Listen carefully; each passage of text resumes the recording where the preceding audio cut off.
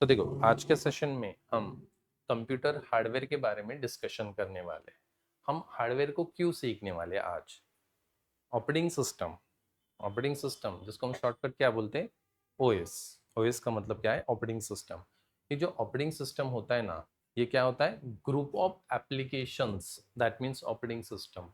Multiple application मिला के जो सॉफ्टवेयर बनता है, उसी सॉफ्टवेयर को हम बोलते हैं ऑपरेटिंग सिस्टम। बिना सॉफ्टवेयर हम किसी भी हार्डवेयर के साथ कम्युनिकेट नहीं कर सकते हैं।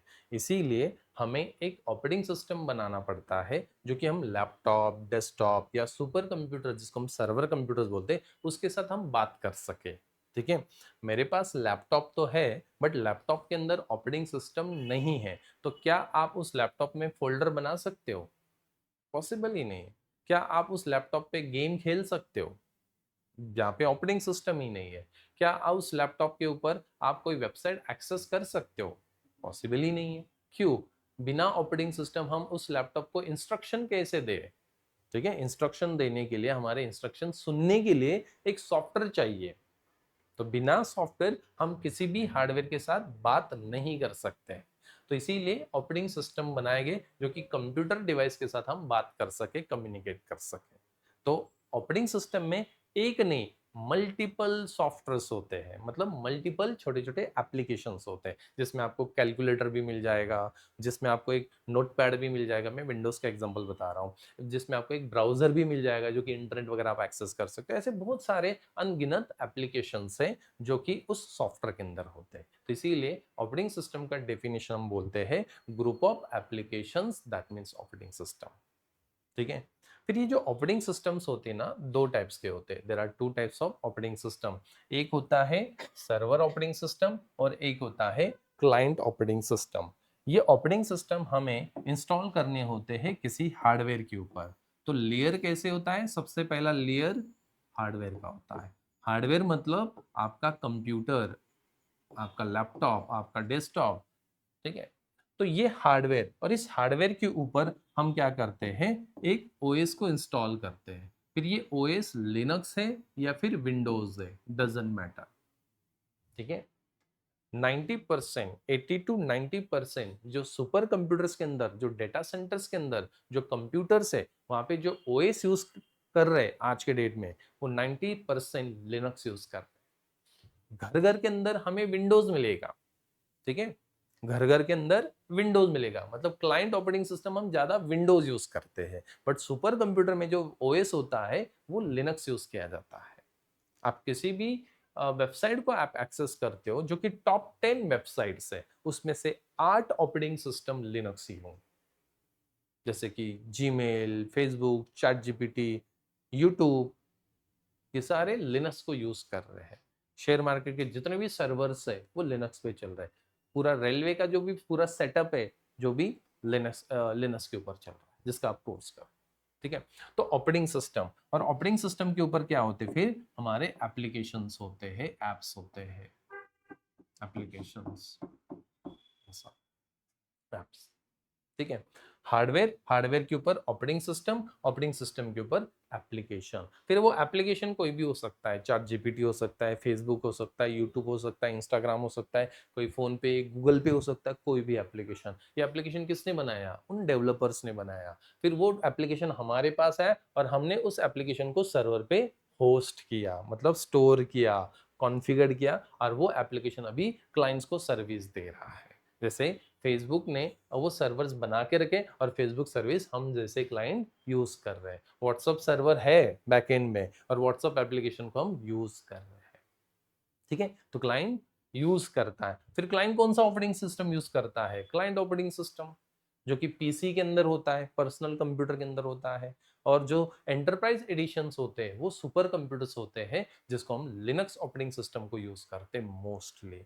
ऐसे बहुत सारे फ्लेवर्स है जो कि एज अ सर्वर के लिए यूज किया जाता है, बट लिनक्स सबसे ज्यादा यूज होता है। ठीक है, तो हमें ऑपरेटिंग सिस्टम जो है ये दो टाइप्स के इसलिए बनाए गए बिकॉज कंप्यूटर हार्डवेयर भी दो टाइप्स में होता है। मतलब कंप्यूटर दो टाइप्स के होते हैं। कोई बता सकता है कौन से दो टाइप्स है कंप्यूटर्स के?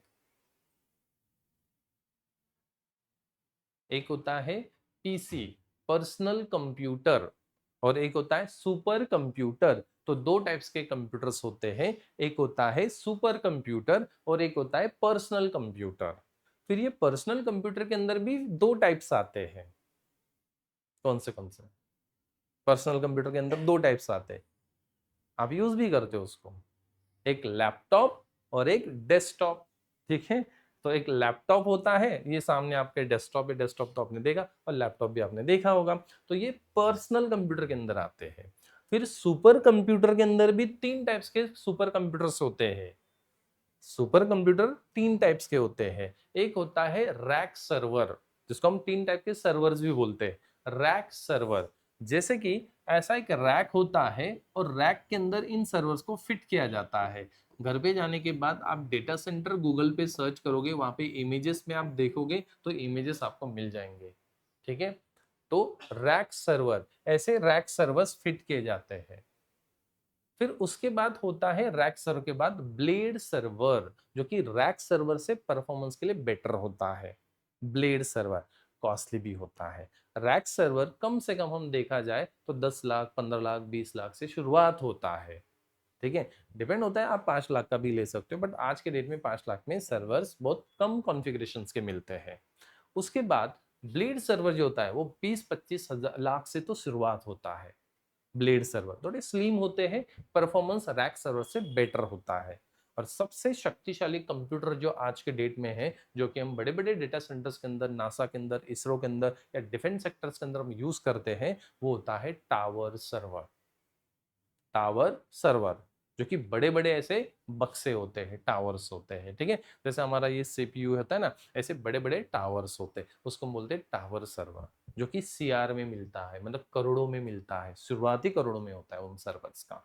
तो तीन टाइप्स के सर्वर्स है, एक कौन सा, रैक सर्वर, एक कौन सा, दूसरा ब्लेड सर्वर, और तीसरा टावर सर्वर। ये तीनों सर्वर के अंदर जो ऑपरेटिंग सिस्टम यूज किया जाता है वो ऑपरेटिंग सिस्टम होता है सर्वर ऑपरेटिंग सिस्टम।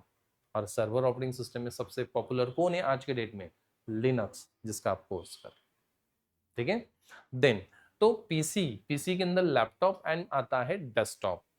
ठीक है, उसके अंदर जो ओएस हम यूज करते हैं, वो सुपर कंप्यूटर में जो ओएस यूज करते हैं वो नहीं, वो होता है क्लाइंट ऑपरेटिंग सिस्टम, जिसमें हम विंडोज यूज करते हैं, विंडोज 10, विंडोज 11, इस तरह के ऑपरेटिंग सिस्टम को हम यूज करते हैं पीसी के अंदर, पर्सनल कंप्यूटर के अंदर। ठीक है, तो इसीलिए हम घर घर के अंदर विंडोज को यूज कर रहे हैं, बिकॉज हम क्लाइंट है। ठीक है, फेसबुक सर्वर है। सर्वर और क्लाइंट दोनों में क्या डिफरेंस होता है, क्लाइंट मशीन जो होते हैं कॉन्फ़िगरेशन कम होता है, परफॉर्मेंस कम होता है, सस्ता मिलता है, पर्सनल पर्पस के लिए है। देन दूसरा जो होता है उसको हम क्या बोलते हैं, सुपर कंप्यूटर। और ये सुपर कंप्यूटर जो होता है ये महंगा भी होता है, परफॉर्मेंस उसका क्लाइंट सर्वर से कहीं गुना ज्यादा होता है। ठीक है, तो वो होता है सुपर कंप्यूटर। पता है, आगे एक नया कंप्यूटर बना रहे, क्वांटम कंप्यूटर।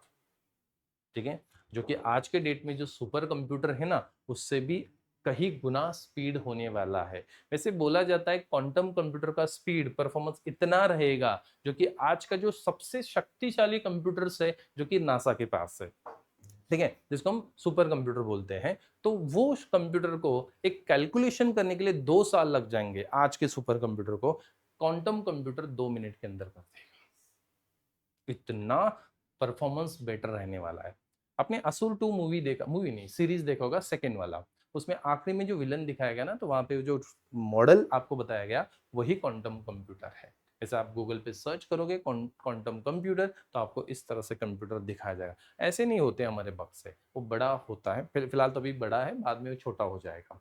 तो ये क्वांटम कंप्यूटर आने वाला है, नेक्स्ट जनरेशन का कंप्यूटर, जो इतना शक्तिशाली होने वाला है तो हम सोच भी नहीं सकते। आज के कंप्यूटर के मुकाबले में आप कंपेयर करते हो तो कहीं गुना स्पीड ज्यादा देने वाला है। हालांकि आज के जो कंप्यूटर्स होते हैं, ये कंप्यूटर्स को सिर्फ एक ही लैंग्वेज समझ में आता है। कौन सा लैंग्वेज, बाइनरी लैंग्वेज। ठीक है, इसको इंग्लिश, मराठी, हिंदी, तेलुगु, गुजराती कोई लैंग्वेज समझ में नहीं आते। कितने भी डिवाइसेस है ना, वो सारे बाइनरी लैंग्वेज, बाइनरी लैंग्वेज मतलब 0 1 1 0 0 1 इस तरह से। ठीक है, मतलब हर कंप्यूटर्स को या हर डिवाइस को सिर्फ नंबर समझ में आते हैं, binary language. But quantum computer इस तरह से बना रहे जो कि वो क्वांटम फिजिक्स के ऊपर काम करने वाला है। आज के डेट में जो हमारा कंप्यूटर है उसको सिर्फ इतना पता है, यहाँ पे जीरो है तो वन होगा, यहाँ पे वन है तो जीरो होगा, ऐसा। सिंपल एग्जांपल से समझते हैं। ये मोबाइल है, मोबाइल को दो क्या बोलते हैं, पैनल ही बोल सकते हैं, फ्रंट पैनल, ठीक है। आपको क्या दिख रहा है, मोबाइल का फ्रंट, और मुझे क्या दिख रहा है सेम टाइम पे, उसका बैक पैनल दिख रहा है। अभी आपको क्या दिख रहा है, बैक पैनल, और मुझे क्या दिख रहा है, फ्रंट पैनल। मतलब ये दो ही तो ऑप्शंस है। आप फ्रंट देख रहे हो तो मैं बैक देख रहा हूं, मैं बैक देख रहा हूं तो आप फ्रंट देख रहे हो, बिकॉज देखने का तरीका यहां से और यहीं से है बस। यहाँ पे जीरो है तो सामने वन ही होगा, यहाँ पे वन है तो सामने जीरो ही होगा, बाइनरी कोडिंग ऐसा है। बट क्वांटम फिजिक्स अलग है। क्वांटम फिजिक्स में सेम ऑब्जेक्ट को अलग अलग एंगल से देखा जा सकता है। आप, मैं इस एंगल से देख रहा हूं तो मुझे फ्रंट दिख रहा है, आप इस एंगल से देख रहे हो तो आपको बैक दिख रहा है, कोई इस एंगल से देख रहा है तो, कोई यहां से देख रहा है तो, कोई यहां से देख रहा है तो, मतलब एक ऑब्जेक्ट को हम अलग अलग एंगल से देख सकते हैं। ये है क्वांटम फिजिक्स। इसीलिए सर्च रिसर्च और भी ज्यादा होगा। मतलब आज हमें सिर्फ इतना पता है कि हाँ नहीं तो नहीं, ठीक है, हाँ है तो यहाँ पे नहीं, और यहाँ पे नहीं है तो यहाँ पे हाँ। बट अलग अलग एंगल से आप उस ऑब्जेक्ट को देखते हो या फिर सर्च रिसर्च करते हो तो अलग सा नया नया कुछ इन्वेंट होने वाला है, और ये क्वांटम फिजिक्स उसी के ऊपर काम कर रहा है, और क्वांटम कंप्यूटर ऐसे ही होने वाले हैं। तो क्वांटम कंप्यूटर ये आगे का जनरेशन का सबसे शक्तिशाली कंप्यूटर है। हालांकि कुछ हद तक गूगल ने प्रोसेसर्स वगैरह बना लिए हैं, अभी मुझे याद नहीं है उसका नाम, अदरवाइज अभी इसी साल में गूगल ने एक प्रोसेसर बनाया जो कि क्वांटम फिजिक्स पे या क्वांटम थ्योरी पे काम कर रहा है। बहुत सारे कंट्रीज क्वांटम कंप्यूटर्स बना रहे हैं। जिस कंट्री ने सबसे पहला क्वांटम कंप्यूटर बना लिया वो सबसे आगे जाएगा, और हो सकता मैंने पता है कौन ही जाएगा, अमेरिका ही होगा, बिकॉज टेक्नोलॉजी के बारे में अमेरिका ही सबसे आगे है। जितने भी वेबसाइट्स आप एक्सेस करते हो, बड़े बड़े वेबसाइट्स, चैट जीपीटी वगैरह, ये सब कुछ कहाँ से है, उसका मेन सोर्स कहाँ से है, अमेरिका ही तो है, ठीक है। तो क्वांटम फिजिक्स या क्वांटम थ्योरी, क्वांटम कंप्यूटर जो कि सबसे शक्तिशाली कंप्यूटर होने वाला है। हाँ, हमारे घर के अंदर क्वांटम कंप्यूटर नहीं आने वाला है, याद रखना है। हमारे घर के अंदर ऐसे ही डिजिटल कंप्यूटर हम यूज करेंगे, बट जो डेटा सेंटर्स के अंदर फिजिकल मशीन सर्वर्स होंगे वो क्वांटम फिजिक्स के ऊपर, क्वांटम कंप्यूटर्स होंगे, ठीक है। और वो जल्दी हो जाएंगे बिकॉज अभी एआई आ चुका है। एआई हमें और ज्यादा हेल्प करके ये नए नए मशीन्स या नए नए डिवाइसेस वो बना के देगा आपको, ठीक है। तो हार्डवेयर को हमें इसलिए सीखना है बिकॉज जो ऑपरेटिंग सिस्टम जिस हार्डवेयर के ऊपर हम इंस्टॉल कर रहे हैं, और वही हार्डवेयर के बारे में हमें पता नहीं है, ऐसा ना हो, ठीक है। जिस लिनक्स को आप किसी सर्वर के ऊपर इंस्टॉल कर रहे हो तो वो सर्वर के टाइप्स कितने होते हैं ये आपको पता नहीं, ऐसा ना हो। या जिस कंप्यूटर के ऊपर हम इंस्टॉल कर रहे हैं वो कंप्यूटर डिवाइस क्या होता है, या उस कंप्यूटर डिवाइस के अंदर कौन से कंपोनेंट्स आते हैं यही हमें पता नहीं, ऐसा ना हो। हालांकि हम उसके ऊपर कोई काम नहीं करने वाले। हमारा जो जॉब रोल होता है वो सिर्फ ऑपरेटिंग सिस्टम को मेंटेन मैनेज करना होता है। कंप्यूटर बिगड़ गया तो हमारा काम नहीं है उसको रिपेयर करना, उसके लिए अलग से इंजीनियर्स होते हैं जिसको हम बोलते हैं डेस्कटॉप इंजीनियर्स, ठीक है। कंपनी में, आईटी में डेस्कटॉप इंजीनियर का सबसे पहला रोल होता है क्या, कंप्यूटर बिगड़ गया उसको रिपेयर करो। दूसरा होता है नेटवर्क इंजीनियर, जो नेटवर्किंग का कोई इश्यू आता है तो वो सॉल्व करके देता है, ठीक है। हाँ, तो desktop engineer and network engineer पहले दो अलग अलग होते थे, अभी एक ही है, बिकॉज एक बंदे को मल्टीपल टास्क आने चाहिए। तो किसी कंपनी में आप हार्डवेयर नेटवर्किंग का काम कर रहे हो, देख रहे हो, तो आप नेटवर्क इंजीनियर हो या फिर डेस्कटॉप इंजीनियर, ठीक है। लेट्स से कि एक बैंक है, एसबीआई बैंक है, उसके अंदर 100 मशीन्स है। तो 100 मशीन्स का जो मेंटेनेंस है, मतलब 100 मशीन्स को कोई भी प्रॉब्लम आता है, नेटवर्किंग इंटरनेट पे कोई भी प्रॉब्लम आता है, तो उसके लिए मैंने 10 लोगों को हायर करके रखा है। और ये 10 लोगों का काम क्या है, 100 मशीन्स को 24 आवर 7 डे स्टार्ट रखना, कनेक्टिविटी रखना, कोई भी प्रॉब्लम आता है तो वो सॉल्व करते हैं, उसको बोलते हैं डेस्कटॉप या नेटवर्क इंजीनियर। मैंने एग्जांपल बैंक का दिया, कोई भी ऑफिस हो सकता है आपका जहाँ पे मल्टीपल मशीन है। हमारा काम ये नहीं है मशीन को रिपेयर करना या इंटरनेट नहीं चल रहा है तो उसको देखना, नहीं, बट आपको थोड़ा बेसिक पता होना चाहिए, इसीलिए हम हार्डवेयर को डिस्कस करेंगे। हमारा रोल क्या होता है, फिर जो बैंक है और बैंक के अंदर जो 100 मशीन्स है, उन 100 मशीन्स को जो सर्विस देने वाला है, जो कि बैकएंड पे चल रहा है एक सर्वर रूम के अंदर, ठीक है, और उसके अंदर जो लिनक्स है उसको मेंटेन मैनेज करने का काम हमारा है। तो सर्वर्स को कॉन्फ़िगर करना, कोई सेटिंग चेंजेस करना है, कोई किसको अलाउ डिनाई करना है, कौन से मशीन को एक्सेस देना है, कौन से मशीन को एक्सेस नहीं देना है, कौन से यूजर को डिनाई करना है, ये सब कुछ सेटअप हम करते हैं। ठीक है, कोई एप्लीकेशन नहीं चल रहा है तो एप्लीकेशन को देखते हम और उसके अकॉर्डिंग हम उसका सपोर्ट देते हैं। तो हमारा काम क्या होता है, सर्वर को देखना, सर्वर को मैनेज करना। ठीक है, हमारा काम क्या होता है, सर्वर को देखना, सर्वर को मैनेज करना, ना कि हार्डवेयर रिपेयर करना। ये हमारा काम नहीं है। ठीक है, देन फिर सिक्योरिटी का काम भी हमारा होता है, मतलब उस सर्वर पे जो भी अटैक्स वगैरह होता है तो उसको देखना, मॉनिटरिंग करना, ऐसा कुछ होता है तो उस आईपीस को ब्लॉक करना, ये हमारा काम होता है। और हम वो लिनक्स में एक टॉपिक डिस्कस करने वाले हैं। ठीक है, तो हार्डवेयर आपको पता होना चाहिए, बिकॉज जिस ऑपरेटिंग सिस्टम के अंदर आप मास्टर की कर रहे हो या मास्टर बन रहे हो, वो ओएस ऑपरेटिंग सिस्टम कहीं ना कहीं किसी ना किसी हार्डवेयर के ऊपर ही तो इंस्टॉल होगा। तो इसीलिए आज का सेशन हमारा कंप्यूटर हार्डवेयर है। तो कंप्यूटर क्या है, सबसे पहला सवाल, कंप्यूटर एक इलेक्ट्रॉनिक मशीन है या इलेक्ट्रॉनिक डिवाइस है जो कि हमारे बहुत सारे एक्टिविटीज वो परफॉर्म करके देता है। बड़े बड़े कैलकुलेशंस वो ऐसे ही करके देता है। वैसे तो दुनिया का सबसे पहला कंप्यूटर जो था वो कैलकुलेटर था, मतलब एक ऐसा एक बड़ा मशीन बनाया गया जो कि बड़े बड़े कैलकुलेशंस करने के लिए मशीन बनाया गया था। और धीरे धीरे फिर वो मशीन्स कंप्यूटर तक आ चुका है और आज हम डिजिटल कंप्यूटर्स को यूज कर रहे हैं। ठीक है, तो कंप्यूटर ये जो डिवाइस है ये सिर्फ कैलकुलेशन करने के लिए बनाया गया था, मतलब कोई बड़े बड़े कुछ कैलकुलेशन करना उसके लिए ऐसा एक मशीन बनाया गया था। बट आज के डेट में ये कंप्यूटर हर एक एक्टिविटीज को परफॉर्म कर लेता है, हर एक एक्टिविटीज हमारे कर लेता है। बिना कंप्यूटर आज के डेट में तो सर्वाइव करना मुश्किल ही हो जाएगा। अभी वही चीजें सब मोबाइल में आ गए, तो कंप्यूटर की जगह हम मोबाइल ज़्यादा यूज़ करते हैं, मोबाइल से ही मेल कर देते हैं, मोबाइल से सब एप्लीकेशंस वगैरह एक्सेस हम कर लेते हैं। ठीक है, तो मोबाइल भी तो एक छोटा सा कंप्यूटर ही तो है, क्योंकि कंप्यूटर के काम वहाँ पे हो रहे हैं। तो मुझे याद है, मैं 2010 की बात कर रहा हूँ, तो तब तो स्मार्टफोन वगैरह होते थे बट हमारे पास नहीं होते थे। हम नोकिया के छोटे छोटे फोन्स यूज करते थे। कोई पीडीएफ वगैरह एडिट करना है, नोटपैड फाइल ओपन करना, ओपन ही नहीं होता था उन मोबाइल के अंदर। मेल करना है वो भी पॉसिबल, सिर्फ कॉल और मैसेजेस, टेक्स्ट मैसेजेस, बस इतना ही हम करते थे। ठीक है, पर धीरे धीरे जैसे मोबाइल में भी इंटरनेट आ चुका है, स्मार्टफोन्स आ चुके थे, ठीक है, टच स्क्रीन फोन्स आ चुके थे 2012 13 14 के आसपास, तब से फिर हम धीरे धीरे ईमेल को यूज करना स्टार्ट किया। ठीक है, तो 2015 तक फिर हम स्मार्टफोन को यूज करना स्टार्ट कर दिया था। आज देखो 10 साल के बाद कितना चेंज हो गया। कैसे फोन, फोन तो सब कुछ है अभी हमारा, कुछ भी हम कर सकते फोन से, कंप्यूटर की भी जरूरत नहीं है, मतलब बहुत सारे एक्टिविटीज हम फोन से ही कर सकते बिना कंप्यूटर, ऐसा। ठीक है, बट ये फोन भी कुछ टाइम के बाद हमसे दूर होगा, चला जाएगा।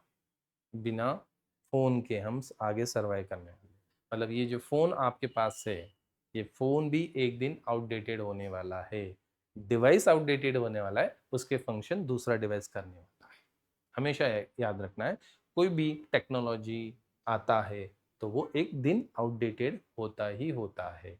तो फोन भी एक दिन आउटडेटेड हो जाएगा हमारे लिए। हाँ, उसकी जगह दूसरा कोई डिवाइस आ जाएगा। आज हम कंप्यूटर्स, फोन्स, ये दोनों डिवाइस ले रहे हैं, आगे एक ही डिवाइस से ये दोनों का काम कर सकते हैं। ये जो आपके सामने स्क्रीन दिख रहा है, फिजिकल स्क्रीन, आगे ये फिजिकल स्क्रीन भी नहीं होगा। तुम्ही हवेत स्क्रीन बघू शकता, जो हॉलीवुड मूवीज में हम देखते हैं ना वैसा।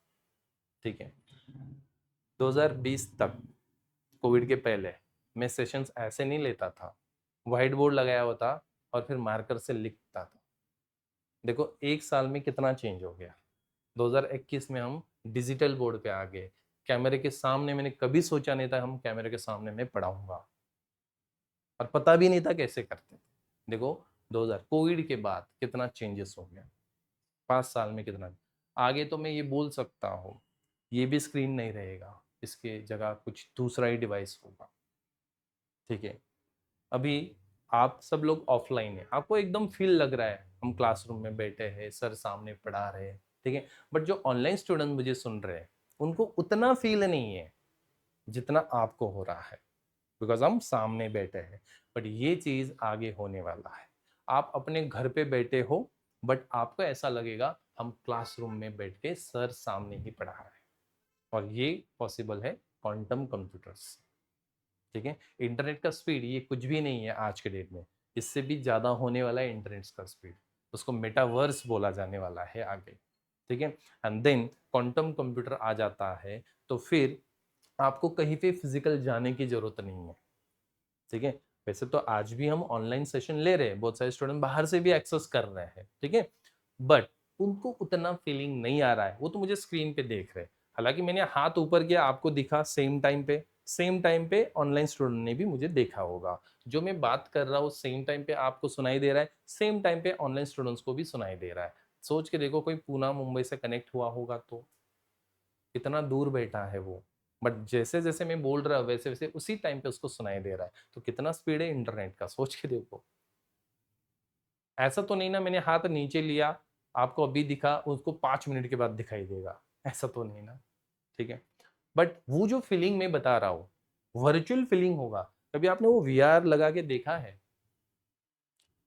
जब हम लगाते तो माइंड एकदम क्लियर होता है, ये जो भी देखने वाला वो झूठ है। बट जैसे आप कुछ सेकेंड्स या कुछ मिनट्स, वैसे तो 1-2 मिनट का ही होता है वो, तो आप 1 या 2 मिनट के अंदर ही वो रियलाइज करने लगते हो ये सब कुछ सही है। कभी आप ट्राई करके देखो, शुरुआत में लगेगा ये झूठ है, हम जो भी देखेंगे वो कुछ सही मतलब सब फेक है। बट जैसे आप उसको लगाते हो और कुछ सेकंड्स के बाद आपको वो डायरेक्टली ऐसा लगता है ये रियल है। बस वही फीलिंग ऑनलाइन स्टूडेंट्स को भी कुछ साल के बाद मिलेगा, आपको यहाँ पे आने की जरूरत नहीं है, ठीक है। और मुझे भी ऐसा लगेगा कि सामने सारे स्टूडेंट बैठे हैं, हालांकि यहाँ पे कोई नहीं बैठा होगा, मैं अकेला यहाँ पे पढ़ा रहा हूँ, ठीक है। और आपको ऐसा लगेगा कि हम घर पे ही, आपको ऐसा फीलिंग होगा कि आप क्लासरूम में जिस तरह से आपको अभी लग रहा है वैसा फीलिंग आपको होगा। ये आगे कुछ साल के बाद ऐसा होने वाला है।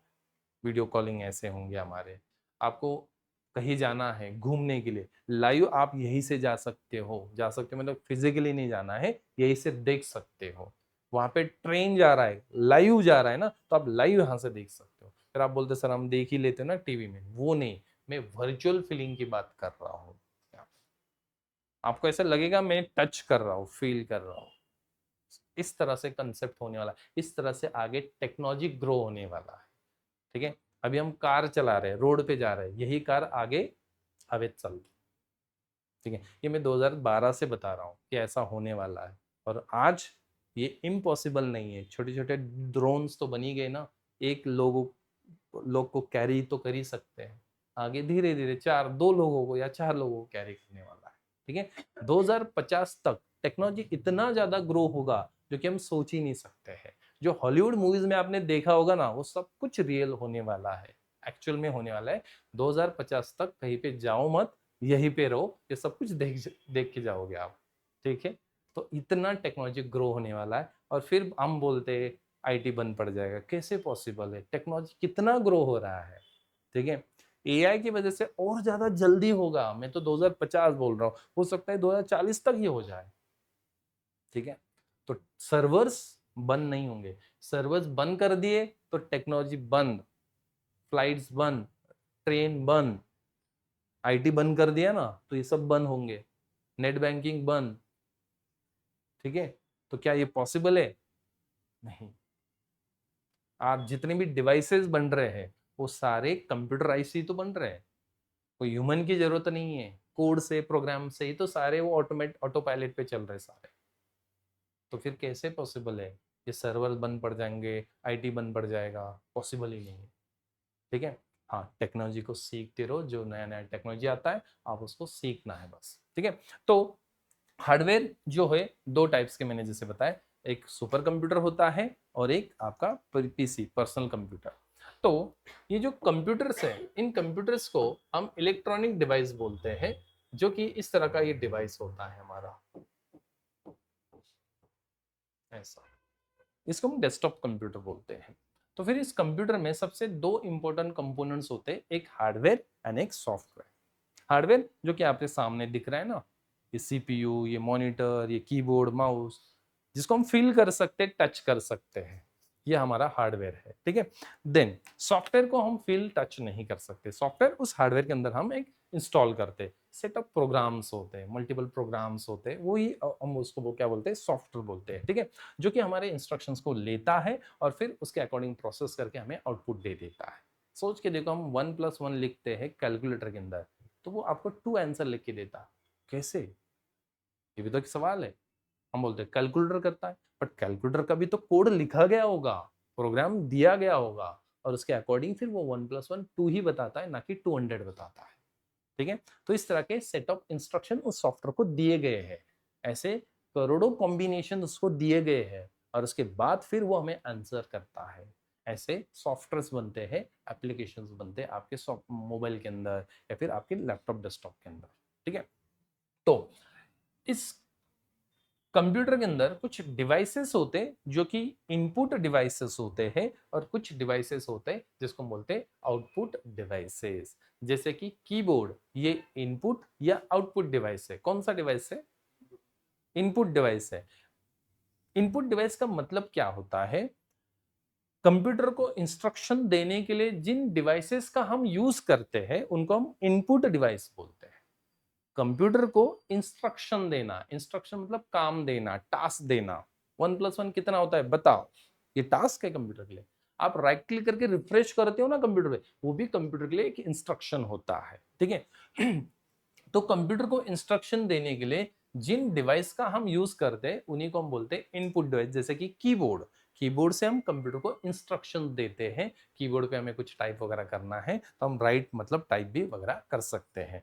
माउस, ये भी एक इनपुट डिवाइस में आता है कि माउस से हम कंप्यूटर को कंट्रोल करते हैं, मैनेज करते हैं। ठीक है, कोई एप्लीकेशन ओपन करना है, क्लोज करना है तो हम माउस से इजीली कर सकते हैं। देन बता सकते हो प्रिंटर, ये जो डिवाइस है ये इनपुट डिवाइस है या आउटपुट डिवाइस है?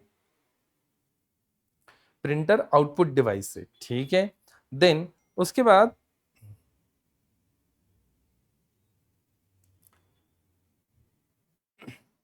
स्कैनर इनपुट डिवाइस है या आउटपुट डिवाइस है?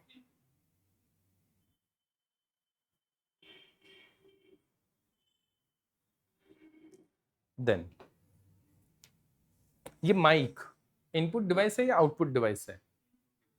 माइक ये इनपुट है, स्पीकर आउटपुट डिवाइस है। ठीक है, तो कुछ इनपुट और मॉनिटर आउटपुट डिवाइस, तो कुछ इनपुट डिवाइसेस है और कुछ आउटपुट डिवाइसेस होते हैं। बता सकते हो प्रोजेक्टर इनपुट डिवाइस है या आउटपुट डिवाइस है? आउटपुट नहीं, प्रोजेक्टर ये इनपुट डिवाइस है। आप बोलोगे कैसे? प्रोजेक्टर को जब तक हम कुछ इन नहीं करते ना तब तक हमें वो प्रेजेंट नहीं करता है।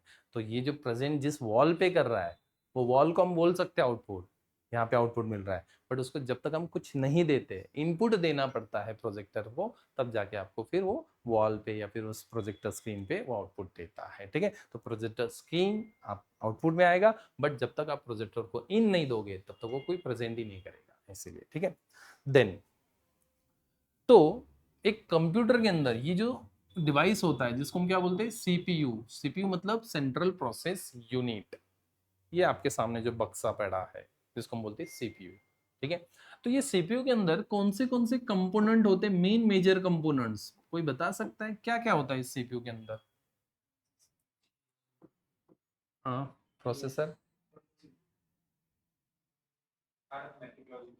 ये बाबा, हाँ, सिंपल सिंपल वर्ड्स बोलो। ठीक है, रैम होता है,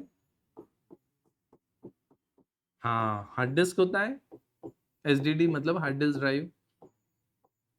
सीपीयू होता है, और एवढे डिफिकल्ट वर्ड नको सांगू, एकदम सिंपल। हाँ, वहां पे मुझे भी बताया नॉर्थ ब्रिज होता है, साउथ ब्रिज होता है, कैपेसिटर होता है, डायोड होता है। ये नहीं, मेन मेजर कंपोनेंट्स जैसे कि RAM, processor, hard disk, SMPS, ऐसे। ठीक है, मदरबोर्ड,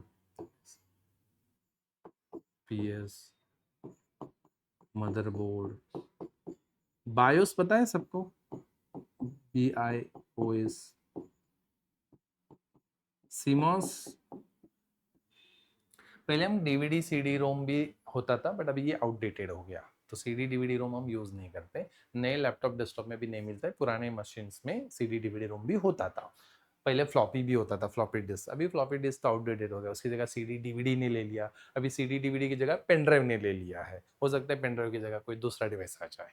ठीक है, देन तो ये मेन मेजर कंपोनेंट्स है जो कि इस बक्से के अंदर होता है। ठीक है, तो सबसे पहले हम एक एक कंपोनेंट को डिस्कस करते हैं। रैम, रैम का मतलब क्या होता है? Random access memory. वैसे कंप्यूटर के अंदर दो टाइप्स के मेमोरीज होते हैं, primary memory and secondary memory. Primary memory और सेकेंडरी मेमोरी में डिफरेंस क्या होता है कि प्राइमरी मेमोरी के अंदर जो भी डेटा स्टोर होता है वो परमानेंट नहीं होता है। जब तक कंप्यूटर चल रहा है तब तक वो डेटा रहेगा, कंप्यूटर को रिस्टार्ट शटडाउन कर दो, डेटा फ्लश। ठीक है, जिसको हम बोलते हैं प्राइमरी मेमोरी। जैसे कि रोम एंड रैम, ये प्राइमरी मेमोरी के अंदर आता है। ठीक है, रैम मतलब रैंडम एक्सेस मेमोरी। अभी जो मैंने एप्लीकेशंस ओपन करके रखे हैं तो वो एप्लीकेशन तब तक ही चलेंगे जब तक कंप्यूटर चल रहा है। जैसे मैंने कंप्यूटर को रिस्टार्ट कर दिया तो ये एप्लीकेशन क्लोज हो जाएंगे। दोबारा मैं कंप्यूटर को स्टार्ट करता हूँ वही एप्लीकेशन ओपन नहीं रहेगा, मुझे दोबारा ओपन करना पड़ेगा एप्लीकेशन को। तो रैम के अंदर जितना भी डेटा होगा वो फ्लश हो जाता है शटडाउन रिस्टार्ट के बाद। रैम मतलब रैंडम एक्सेस मेमोरी। ठीक है, रोम होता है रीड ओनली मेमोरी। रोम कहाँ पे मिलता है? इस कैमरे के अंदर होगा, इस एसी के अंदर होगा, या आपके वॉशिंग मशीन डिश वॉशर उसके अंदर होगा जहाँ पे प्रोग्राम सेट किया गया है। मतलब जब वो रोम के अंदर एक बार लिखा जाता है और मैक्सिमम टाइम उसको एक्सेस किया जाता है। मतलब आपने वॉशिंग मशीन पे एक कोड सेट क्या एक प्रोग्राम सेट कर दिया 15 मिनट का, तो वो एक बार लिखा गया है, बस आप सेट करते हो, बार बार आप उसको एक्सेस करते हो। रोम में एक बार कोड लिखा जाएगा और बाद में उसको एक्सेस किया जाएगा। रीड ओनली मेमोरी, वो सिर्फ कोड को रीड करता है, उस प्रोग्राम को रीड करता है और चलाता है। जैसे कि वॉशिंग मशीन डिश वॉशर ऐसे बहुत सारे कंपोनेंट्स है, डिवाइसेस है जहाँ पे रोम काम करता है। इस कैमरे के अंदर भी है, इसीलिए मैं यहाँ पे कुछ जूम कर रहा हूँ, जूम आउट कर रहा हूँ तो वो मेरे इंस्ट्रक्शन ले रहा है। या फिर इस एसी के अंदर भी है, मैं कुछ नंबर चेंज कर रहा हूँ तो ये नंबर चेंज हो रहा है, बिकॉज वहां पे वो कोड लिखा गया है, रोम है वहां पे। एक छोटा सा आईसी होगा, ठीक है, और उसके अंदर ये कोड होगा, प्रोग्राम होगा। ठीक है, रैम का मतलब होता है रैंडम एक्सेस मेमोरी। मतलब रैंडमली आप कितने भी इंस्ट्रक्शन दे रहे हो तो इंस्ट्रक्शन को एक्सेस करता है और फिर उसके ऊपर प्रोसेस करता है। जितने भी कंप्यूटर को हम इंस्ट्रक्शन देते हैं वो इंस्ट्रक्शन किसके पास जाते हैं? प्रोसेसर के पास। बट प्रोसेसर के पास जाने के पहले वो पहले रैम के पास जाते, स्टोर होते हैं और वहां से इंस्ट्रक्शन प्रोसेसर के पास फॉरवर्ड किया जाता है। आगे में आखिरी में एक प्रोसेस बताऊंगा कंप्यूटर में एग्जैक्टली कैसे काम चलता है। ठीक है, तो रैम सबसे इंपॉर्टेंट है। फिर एसडीडी जिसको हम बोलते हैं हार्ड डिस्क ड्राइव। ये जो एसडीडी है ये सेकेंडरी मेमोरी के अंदर आता है। सेकेंडरी मेमोरी का मतलब यहाँ पे डेटा परमानेंटली स्टोर होता है। मतलब आज आप हार्ड डिस्क के अंदर डेटा स्टोर कर देते हो तो 20 साल के बाद भी वो डेटा एज इट इज रहेगा। इसीलिए तो हम अपने फोटोज वीडियोस वगैरह एज अ बैकअप कहाँ पे रखते हैं? एक तो पेन ड्राइव में, मेमोरी कार्ड में, नहीं तो हार्ड डिस्क के अंदर करते हैं। ठीक है, तो आप कभी भी उस डेटा को कितने भी साल के बाद एक्सेस कर सकते हो। पेन ड्राइव के अंदर आप अपने फोटो स्टोर कर दो, 20 साल के बाद वो पेन ड्राइव कनेक्ट करो, आपको फोटोज मिल जाएंगे। तो ये जो स्टोरेज डिवाइसेस हैं जो कि एसडीडी, रैम नहीं, पेन ड्राइव या फिर मेमोरी कार्ड, ये आपके सेकेंडरी मेमोरी के अंदर आते हैं जो कि डेटा परमानेंटली स्टोर होता है। वो शटडाउन करने के बाद, मशीन को रिबूट करने के बाद डेटा डिलीट नहीं होता है, रैम से डिलीट हो जाता है। ठीक है, then CPU, central process unit, मतलब इसको हम प्रोसेसर ही बोलते हैं। तो प्रोसेसर, प्रोसेसर का काम क्या होता है? प्रोसेस करना।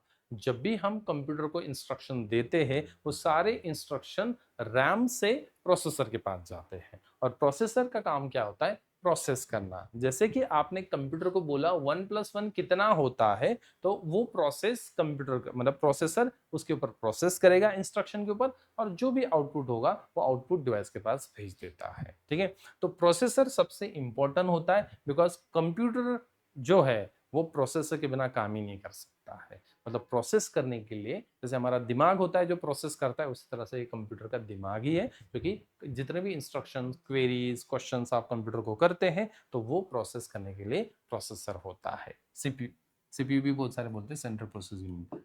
एसएमपीएस, एसएमपीएस का मतलब, हाँ, प्रोसेसर फिर इंटेल कंपनी का होता है, इंटेल प्रोसेसर। एएमडी है, सबसे पहला एएमडी होता था, अमेरिकन कंपनी, हालांकि इंटेल भी अमेरिकन ही कंपनी है। तो 19 83 या ऐसा कुछ 84 ऐसा कुछ तो इंटेल कंपनी इंट्रोड्यूस हुआ था, ठीक है। और तब से फिर आज तक इंटेल बहुत सारे प्रोसेसर बनाता है। वैसे तो हम इंटेल ही प्रोसेसर ज़्यादा यूज़ करते हैं लैपटॉप डेस्कटॉप के अंदर, हालांकि AMD भी प्रोसेसर बेस्ट होता है जो कि सुपर कंप्यूटर्स के अंदर उसको भी यूज़ किया जाता है, ठीक है। तो प्रोसेसर, उसके बाद SMPS होता है। SMPS का मतलब होता है switch mode power supply. SMPS का मतलब होता है स्विच मोड पावर सप्लाई। जैसे आपके मदरबोर्ड के अंदर जितने भी कंपोनेंट्स होते हैं, तो उन कंपोनेंट्स को जो पावर चाहिए, ठीक है, तो वो पावर देने का काम ये SMPS करता है। हार्ड डिस्क को पावर कौन दे रहा है? SMPS। रैम, प्रोसेसर, प्रोसेसर के ऊपर फैन, ये जितने भी कंप्यूटर के अंदर इंस्ट्रक्शन, सॉरी, कंप्यूटर के अंदर जो डिवाइसेस होते हैं, उन डिवाइसेस को पावर देने का काम SMPS नाम का डिवाइस करता है।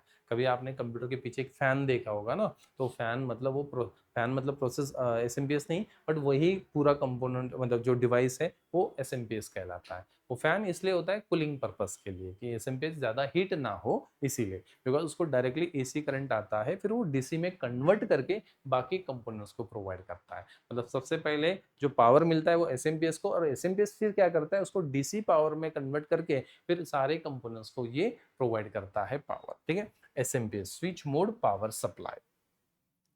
देन बायोस, मदरबोर्ड में बाद में बताता हूँ। इस तरह का एक मदरबोर्ड है, ठीक है। चलो, मदरबोर्ड है एक लॉजिक बोर्ड। मदरबोर्ड क्या है? एक लॉजिक बोर्ड होता है। हर एक इलेक्ट्रॉनिक डिवाइस में ये मदरबोर्ड होता है। इस रिमोट के अंदर भी मदरबोर्ड है, छोटा सा आपने देखा होगा सर्किट, ये जो बटन्स ऊपर आपको दिख रहे हैं, बट उसके नीचे एक लॉजिक बोर्ड है, ठीक है। मोबाइल के अंदर भी है, मोबाइल के अंदर भी होता है। कोई भी आप इलेक्ट्रॉनिक डिवाइस लेते हो तो वहां पे मदरबोर्ड होता है, कोई छोटा होता है कोई बड़ा होता है, ठीक है। तो जैसे कि हमारे केस में जो computers and laptop and desktops हैं, वहाँ पे भी मदरबोर्ड्स होते हैं, because computer is a electronic device, और हर इलेक्ट्रॉनिक डिवाइस का पूरा सर्किट कंप्लीट कब होता है? जब हम ये कंपोनेंट्स को जोड़ते हैं, और ये जोड़ते एक सेंट्रलाइज लोकेशन से, या फिर सेंट्रलाइज डिवाइस, डिवाइस नहीं बोल सकते उसको, बोर्ड हम बोलते हैं, लॉजिक बोर्ड, तो वहां से हम कनेक्ट करते हैं। मतलब आपका रैम मदरबोर्ड पे है, आपका CPU मदरबोर्ड से है, रैम CPU का कम्युनिकेशन मदरबोर्ड के थ्रू होगा, देन हार्ड डिस्क मदरबोर्ड से कनेक्टेड है। जितने भी पेरिफेरल डिवाइसेस है कंप्यूटर के अंदर, वो सारे एक बोर्ड से कनेक्ट होते हैं, और उसी बोर्ड को हम बोलते हैं मदरबोर्ड। ये फादर बोर्ड नहीं है, मदरबोर्ड है, ठीक है, बिकॉज मदर पूरे फैमिली को कलेक्ट करके रखती है, ठीक है, इसीलिए नाम भी उन्होंने उसी हिसाब से दिया था, मदरबोर्ड। जैसे फैमिली में एक मदर सबको, सब मेंबर्स को कनेक्ट करके रखती है, इसीलिए ये सारे कंपोनेंट्स को कलेक्ट करके रखता है, इसीलिए उसको मदरबोर्ड बोला गया है, ठीक है। देन फिर इसी मदरबोर्ड के अंदर एक छोटा सा आईसी होता है ब्लैक कलर का, उसको बोला जाता है बायोस। इसको बोला जाता है बायोस। बायोस का मतलब होता है basic input output system. BIOS का मतलब होता है basic input output system. BIOS एक चिप है ब्लैक कलर का, एक मदरबोर्ड पे एक ब्लैक कलर का चिप होता है जिसको बायोस चिप बोला जाता है, और इसके अंदर एक प्रोग्राम होता है, उसको सीमॉस प्रोग्राम बोला जाता है। बायोस एक चिप है, और उसके अंदर जो प्रोग्राम है उसको हम क्या बोलते हैं? सीमॉस प्रोग्राम, ठीक है। बहुत सारे लोग उसको बायोस प्रोग्राम ही बोलते हैं, क्यों? बायोस के अंदर जो प्रोग्राम है वो बायोस प्रोग्राम है, एक्चुअल में वो सीमॉस प्रोग्राम है, बट बायोस प्रोग्राम भी आप बोलते तो ये गलत नहीं होगा, ठीक है। तो बायोस एक चिप है, और उस बायोस चिप के अंदर एक प्रोग्राम है जिसको हम बोलते हैं सीमॉस प्रोग्राम। अभी ये प्रोग्राम का काम क्या होता है? जैसे हम कंप्यूटर को स्टार्ट करते हैं, पावर ऑन करते हैं, तो सबसे पहले कौन स्टार्ट होता है? SMPS, switch mode power supply, because सबसे पहले उसको ही करंट मिलता है, पावर मिलता है, और उसके बाद फिर वो बाकी कंपोनेंट्स को पावर सप्लाई करता है। तो जब हम कंप्यूटर स्टार्ट करते, पावर ऑन करते हैं, तब एक प्रोसेस होता है जिसको हम बोलते हैं पोस्ट। पोस्ट का मतलब क्या होता है? Power on self test. जैसे मैंने पावर ऑन किया, तो एक सेल्फ टेस्ट किया जाएगा कि सारे कंपोनेंट्स को पावर सप्लाई जा रहा है, नहीं जा रहा है। RAM, processor, hard disk, motherboard, सबको पावर जा रहा है, ये टेस्टिंग होगा, ठीक है। और सबको पावर करेक्ट प्रॉपरली जा रहा है, तो फिर आगे का प्रोसेस होता है, और आगे का प्रोसेस फिर बायोस होता है। बायोस मतलब बायोस के अंदर जो प्रोग्राम है वो प्रोग्राम लोड होता है, बायोस प्रोग्राम या सीमॉस प्रोग्राम आप बोलते हैं।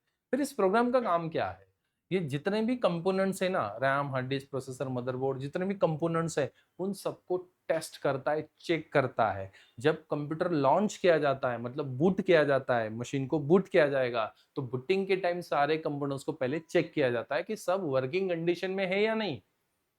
एखादा कंपोनेंट्स वर्किंग कंडीशन में नहीं है और वो इंपॉर्टेंट कंपोनेंट है, उसके बिना कंप्यूटर स्टार्ट ही नहीं होगा, तो कंप्यूटर वहीं पे स्टक हो जाता है, फिर हम बोलते हैं मशीन स्टार्ट ही नहीं हो रहा है।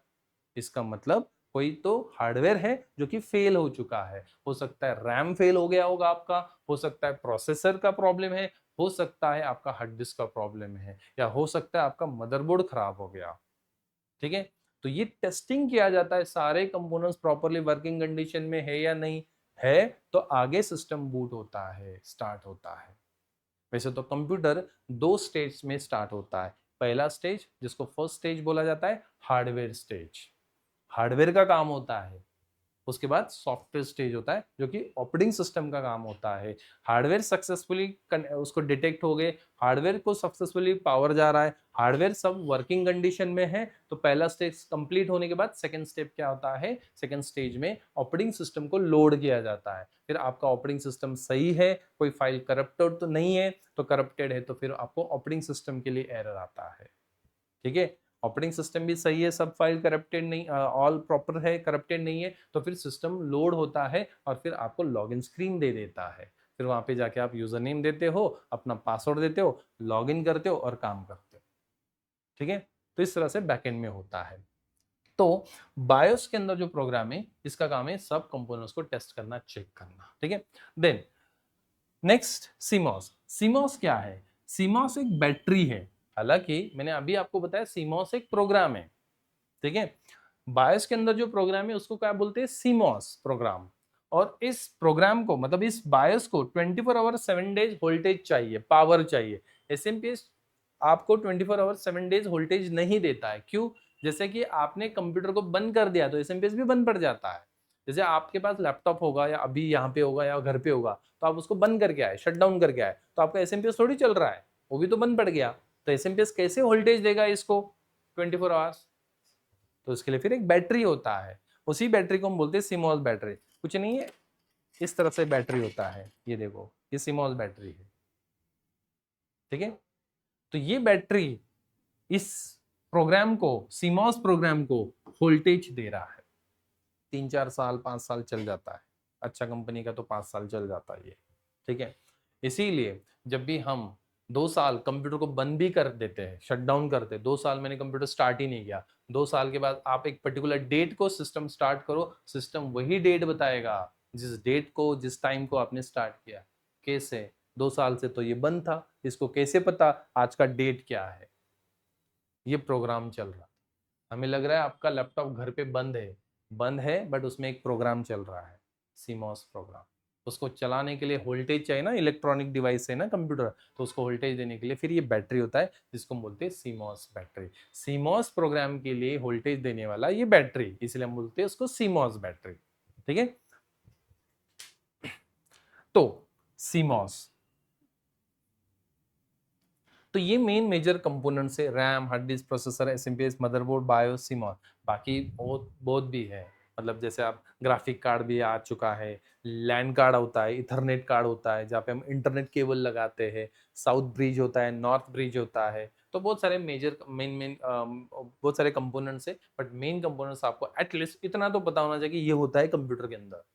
हालांकि ये सबको पता है बट हमने बस आज थोड़ा सा एक रिविजन कर लिया है। ठीक है, तो जैसे मैंने आपको बताया था कंप्यूटर बैकएंड में काम कैसे करता है, चलो हम एक प्रोसेस कंप्यूटर को देते, मतलब एक टास्क हम कंप्यूटर को बोलते हैं। जैसे कि हम यूजर होते हैं, जो कंप्यूटर को यूज करने वाला, यूजर क्यों बोला जाता है, कंप्यूटर के रिसोर्सेस को यूज करने वाला कौन, यूजर। हम कंप्यूटर के रिसोर्सेस को यूज करते हैं ना, तो हम क्या है, यूजर है। ठीक है, जो कि कंप्यूटर को यूज कर रहे हैं, तो ये यूजर है। इस यूजर ने कंप्यूटर को बोला 1+1 कितना होता है, हो सकता है डबल क्लिक किया होगा सॉन्ग पे, तो ठीक है, हो सकता है प्रिंट आउट दिया होगा, हो सकता है कोई एप्लीकेशन ओपन किया हो, कोई भी इंस्ट्रक्शन हो सकता है। मैं एक सिंपल इंस्ट्रक्शन ले रहा हूं, 1+1 कैलकुलेटर में इसने चलाया है, तो ये इंस्ट्रक्शन किसके पास जाता है? सबसे पहले रैम के पास। रैम का मतलब होता है रैंडम एक्सेस मेमोरी। रैम एक वेटिंग रूम होता है। रैम क्या होता है? एक वेटिंग रूम। मतलब जितने भी कंप्यूटर में हम इंस्ट्रक्शन देते हैं वो सारे रैम के पास पहले जाते हैं। ऐसा नहीं डायरेक्ट प्रोसेसर के पास जाएंगे, नहीं, पहले रैम के पास जाते हैं। कंप्यूटर के अंदर जितने भी प्रोग्राम चल रहे हैं वो प्रोग्राम्स भी रैम के अंदर ही चल रहे हैं। ठीक है, तो जैसे मैंने 1+1 दिया तो रैम के पास से जाके इंस्ट्रक्शन स्टोर हुआ। फिर रैम क्या करता है? आगे प्रोसेसर के पास फॉरवर्ड करता है। प्रोसेसर का काम होता है प्रोसेस करना। कोई भी इंस्ट्रक्शन आता है तो उसके ऊपर प्रोसेस।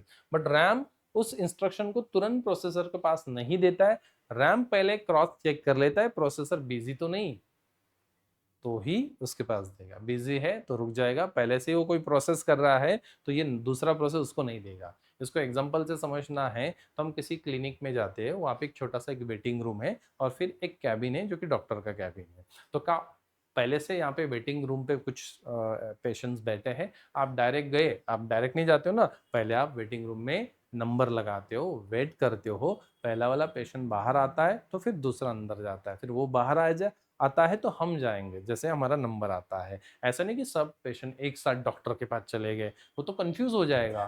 ठीक है, आपको भी चेक करेगा, बाकी लोगों को भी चेक करेगा, तो एक साथ वो प्रोसेस नहीं करता है, वो 1 बाय 1 प्रोसेस करता है। उसी तरह से प्रोसेसर भी क्या करता है? 1 बाय 1 करता है। इंस्ट्रक्शन तो सारे हम एक साथ उसको दे देते हैं तो वो वेटिंग रूम में मतलब रैम में जाके स्टोर होते हैं और फिर वहां से 1 बाय 1 होता है। पर ये इतने मिली सेकंड में हो जाता है कि हमें ऐसा लगता है कंप्यूटर एकदम फास्ट काम करता है, मतलब मल्टीटास्किंग कर रहा है। ठीक है, तो यहाँ से वो प्रोसेस जाएगा, इंस्ट्रक्शन जाएगा और इस इंस्ट्रक्शन को ये प्रोसेस करेगा।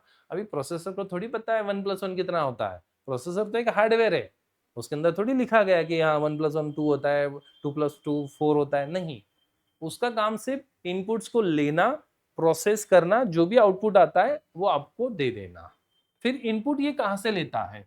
इनपुट आपका लेता है आपके हार्ड डिस्क से। हार्ड डिस्क से क्यों लेना है? बिकॉज पूरा ऑपरेटिंग सिस्टम कहां पे स्टोर किया है हमने? हार्ड डिस्क के अंदर। जैसे विंडोज का एग्जांपल लेते हैं, सी ड्राइव के अंदर, और सी ड्राइव के अंदर ही तो कैलकुलेटर का प्रोग्राम है। आपके जितने भी प्रोग्राम्स आप चला रहे हो विंडोज के, वो सारे सी ड्राइव के अंदर प्रोग्राम्स नाम के फोल्डर के अंदर वो प्रोग्राम्स पड़े हैं।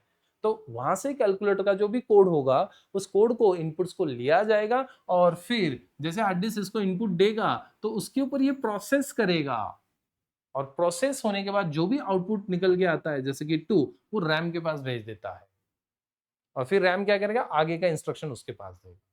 ठीक है, अभी रैम उस इंस्ट्रक्शन को जो आपने दिया था 1+1 तुरंत आपको मिल जाता है 2। अभी ये प्रोसेस करके देखो, कुछ ही मिली सेकेंड्स के अंदर आपको ये आउटपुट आ जाता है। बट बैकएंड में ऐसा होता है जब आप कंप्यूटर को कोई भी इंस्ट्रक्शन देते हो। मैंने तो एग्जांपल के लिए 1+1 बोला। ठीक है, बहुत बार हम बोलते हैं कि रैम बढ़ा दो तो लैपटॉप का स्पीड, कंप्यूटर का स्पीड बढ़ जाता है। नहीं, सबसे इंपॉर्टेंट प्रोसेसर के ऊपर होता है। प्रोसेसर आपका अच्छा है तो ही परफॉर्मेंस बढ़ता है। पहला प्रायोरिटी प्रोसेसर को देना है, प्रोसेसर अच्छा होना चाहिए। देखो वही एग्जांपल वो क्लिनिक डॉक्टर का ही लेते हैं। वेटिंग रूम बहुत बड़ा है, 100 लोग वहां पे बैठ सकते हैं, बट जो अंदर बैठने वाला डॉक्टर है आधा आधा घंटा लगा रहा है एक पेशेंट को बाहर निकालने के लिए, स्लो प्रोसेस कर रहा है। तो वेटिंग रूम बढ़ाने से थोड़ी परफॉर्मेंस बढ़ने वाला है, नहीं। वो जब जितना जल्दी बाहर निकालेगा पहले पेशेंट को, उतना जल्दी दूसरा जाएगा। इसीलिए प्रोसेसर जितना फास्ट प्रोसेस करेगा उतना कंप्यूटर का स्पीड फास्ट होगा। तो पहला, प्रोसेसर अच्छा होना चाहिए। दूसरा, रैम अच्छा होना चाहिए। ठीक है, मतलब वेटिंग रूम बड़ा होना चाहिए, मतलब जो इंस्ट्रक्शन आने वाले मल्टीपल, तो उसके पास वो स्टोर होनी चाहिए, नहीं तो फिर वो इंस्ट्रक्शन क्यू में रहेंगे। प्रोसेसर तो फास्ट काम कर रहा है बट आने वाले इंस्ट्रक्शन स्लो आ रहे हैं उसके पास, तो इसीलिए इसका भी स्पीड सेकेंडरी होता है। थर्ड, हार्ड डिस्क के ऊपर होता है। हार्ड डिस्क का भी परफॉर्मेंस अच्छा होना चाहिए। अभी प्रोसेसर तो बहुत फास्ट है, वेटिंग रूम भी बड़ा है, बट हार्ड डिस्क आपका बहुत स्लो काम कर रहा है, इनपुट ही नहीं दे रहा है जल्दी। ठीक है, तो ये प्रोसेस स्लो करेगा। इनपुट जब तक जल्दी नहीं आएगा तब तक वो प्रोसेस नहीं करेगा। तो ये तीन चीजें सबसे इंपॉर्टेंट होते हैं। सबसे पहले प्रोसेसर अच्छा होना चाहिए, फिर रैम और फिर हार्ड डिस्क। लैपटॉप डेस्कटॉप जो भी आपके पास है, एसएसडी हार्ड डिस्क होना चाहिए आज के डेट में। रैम कम से कम की बात हो रही है 8 GB होना चाहिए। 8 GB में अभी कुछ नहीं होता है, बट कम से कम 8 GB। 16 GB का लैपटॉप डेस्कटॉप होगा तो बेटर चलेगा, बिकॉज अभी एप्लीकेशन थोड़े हेवी है, ग्राफिक थोड़ा हेवी है, तो आपके सिस्टम को स्लो करता है। देन हार्ड डिस्क एसएसडी होना चाहिए। प्रोसेसर i5 नहीं तो i7 थोड़ा महंगा हो जाएगा, बट i5 i7 या i3 ठीक ठाक है। ठीक है, i9 सोचो मत, बहुत महंगा है। ठीक है, तो लैपटॉप ही 2-2.5 लाख के ऊपर चला जाएगा। तो जितना प्रोसेसर अच्छा उतना बेटर रहेगा आपके लिए। ठीक है, जितना रैम ज्यादा और जितना हार्ड डिस्क का स्पीड ज्यादा उतना बेटर होगा कंप्यूटर लैपटॉप का स्पीड। ठीक है, तो इंस्ट्रक्शन हम एक साथ मल्टीपल देते हैं, जैसे मैंने सॉन्ग प्ले किया, प्रिंट आउट दिया, 1+1 एक साथ इंस्ट्रक्शन दे रहे, बट यहाँ से वो 1 by 1 इंस्ट्रक्शन को ही क्या करता है, फॉरवर्ड करता है। ठीक है, तो कंप्यूटर एक इलेक्ट्रॉनिक डिवाइस है, और ये डिवाइस के अंदर हम एक ऑपरेटिंग सिस्टम को इंस्टॉल करते हैं। ऑपरेटिंग सिस्टम हम इसलिए इंस्टॉल करते हैं कि उस हार्डवेयर के साथ हम बात कर सके, उस हार्डवेयर को हम इंस्ट्रक्शन दे सके, उस हार्डवेयर को हम काम दे सके, और फिर वो अपना काम करता है, प्रोसेस वगैरह करके हमें आउटपुट देता है। क्या क्या करता है कंप्यूटर, बड़े बड़े कैलकुलेशंस करके देता है। अभी आप इंटरनेट वगैरह एक्सेस कर रहे हो तो डेटा स्टोर करता है, डेटा को एक्सेस करके देता है, हमें इंफॉर्मेशन प्रोवाइड करता है। ठीक है, हम अपने डेटा को, मतलब डेटा मतलब फाइल फोल्डर्स। ठीक है, डेटा मतलब इंफॉर्मेशन। ठीक है, किसी भी ऑब्जेक्ट के बारे में इंफॉर्मेशन, जैसे कि ये रिमोट है, इस रिमोट के बारे में जो भी फैक्ट्स होंगे, इंफॉर्मेशन होगा, उसी को हम बोलते हैं डेटा। आपके बारे में आपका इंफॉर्मेशन, आपका नेम, आपका कॉन्टैक्ट नंबर, आपका ईमेल एड्रेस, आपका ब्लड ग्रुप, आपका हाइट, आपका वेट, आपका एज, और क्या होता है आपका ईमेल एड्रेस, आपका फेसबुक आईडी, इंस्टाग्राम आईडी, आपका घर का एड्रेस, यही तो आपके बारे में क्या है, इंफॉर्मेशन। उसी को हम बोलते हैं डेटा। उसी तरह से इस पर्टिकुलर ऑब्जेक्ट के बारे में इंफॉर्मेशन क्या हो सकता है, कितने कीज है, कितना वेट है, कितना हाइट है, कितने कलर से, कौन से कंपनी का है, ये हो गया इस पर्टिकुलर ऑब्जेक्ट के बारे में इंफॉर्मेशन। और ये इंफॉर्मेशन हम कहीं ना कहीं फाइल्स के अंदर लिख के रखते हैं, फिर वो नोटपैड फाइल है या एक्सेल फाइल या कोई भी पीडीएफ फाइल है, वहां पे हम लिखते हैं, और वही फाइल का कलेक्शन, उसी को हम बोलते हैं डेटा। फिलहाल हमारा डेटा क्या है, फोटोज, डॉक्यूमेंट्स, वीडियोस, ये हमारा डेटा है। ठीक है, और इस डेटा को हम कहाँ पे स्टोर करके रखते हैं, सिस्टम के अंदर, कंप्यूटर के अंदर। ये कंप्यूटर हमें एंटरटेन में भी करता है, मतलब मूवीज देखना है, इंटरनेट एक्सेस करना है, गेम वगैरह खेलना है, तो वो भी आपको करके देता है। ठीक है, वैसे तो आज के डेट में जितने भी हम काम कर रहे हैं तो बैकएंड में कहीं ना कहीं कंप्यूटर का रोल होता ही होता है। आप इंटरनेट से जितने भी सर्विसेज एक्सेस कर रहे हो, ईमेल, जीमेल वगैरह आप एक्सेस कर रहे हो जो ईमेल भेजने के लिए, तो बैकएंड में सर्वर से, कंप्यूटर से, आप भी कंप्यूटर को यूज़ करते हो, वहाँ पे भी सर्वर्स बिठाए गए हैं। एक नहीं, लाखों सर्वर्स होंगे। क्या लगता है फेसबुक एक चल रहा है या यूट्यूब एक चल रहा है? एक सर्वर होता है, इतने लोग एक साथ कनेक्ट है, तो कब का डाउन हो जाता और कितनी बार डाउन होता। तो ऐसे ग्रुप से ये क्या कर रहे हैं, आपको हमें सर्विस दे रहे हैं, मतलब उसको क्लस्टर बोला जाता है। मल्टीपल सर्वर का एक ग्रुप होता है जिसको हम बोलते हैं क्लस्टर, और ये क्लस्टर जो सर्वर्स है वो हमें सर्विस दे रहे। 10 डाउन भी हो गए ना तो 10 है बैकअप के लिए, ऐसा। तो उसको हम बोलते हैं सर्वर का ग्रुप। तो आगे हम क्लस्टर वगैरह क्लाउड के अंदर सीखेंगे और उसका सेटअप भी बना के देखेंगे। ठीक है, तो ये था आज का टॉपिक जो कि हमने एक रिवीजन किया, कंप्यूटर हार्डवेयर के बारे में हमने आज के सेशन में डिस्कस किया। ठीक है, तो कंप्यूटर आपको पता होना चाहिए, कंप्यूटर के अंदर जो कंपोनेंट्स है वो आपको पता होने चाहिए। इसके नोट्स मैंने पीडीएफ के अंदर लिखे विद डायग्राम, तो आप बाद में मैं नोट्स शेयर कर दूंगा, वो आप बाद में देख लोगे। ठीक है, वैसे हमने अपने यूट्यूब चैनल पे कंप्यूटर हार्डवेयर रिगार्डिंग हर एक कंपोनेंट का एक पॉडकास्ट डाला है। ठीक है, पॉडकास्ट एआई जनरेटेड है, आप सुनो, अच्छा लगता है, 5-6 मिनट का एक टॉपिक पे पॉडकास्ट है। उस पर आप देखोगे, सुनोगे, देखोगे, देखना नहीं सिर्फ सुनना है आपको। ठीक है, तो आप सुनोगे तो आपको बायोस, सीमॉस, देन उसके बाद जितने भी हमने अभी कंपोनेंट्स देखे, मदरबोर्ड, उसके बारे में डिटेल में बताया गया है, और भी डिटेल में। तो आप वो सुन लो, 1-2 बार आप सुन लोगे ना तो आपको सारे हार्डवेयर का कंसेप्ट क्लियर हो जाएगा। मदरबोर्ड क्या होता है, मदरबोर्ड के क्या रोल्स है, कैसे काम, वो सब कुछ वहाँ पे बोला गया है। उसी तरह से नेटवर्किंग का भी है, तो स्काईनेट लिनक्स, इतना भी आप यूट्यूब पे सर्च करते हो तो वहाँ पे प्लेलिस्ट में आपको हार्डवेयर और नेटवर्किंग की प्लेलिस्ट मिलेगा। पहले आपको हार्डवेयर पे सुनना है, और फिर बाद में नेटवर्किंग का सुनना है। तो आपका हार्डवेयर नेटवर्किंग की थ्योरी कंसेप्ट एकदम क्लियर हो जाएगा उतने पॉडकास्ट आप सुनते हो तो। रात में सोते समय उस पॉडकास्ट को लगा दो, ठीक है, तो एआई जनरेटेड है तो आप सुन लो, आपको कंसेप्ट क्लियर हो जाएगा पूरे कंपोनेंट्स का, ठीक है।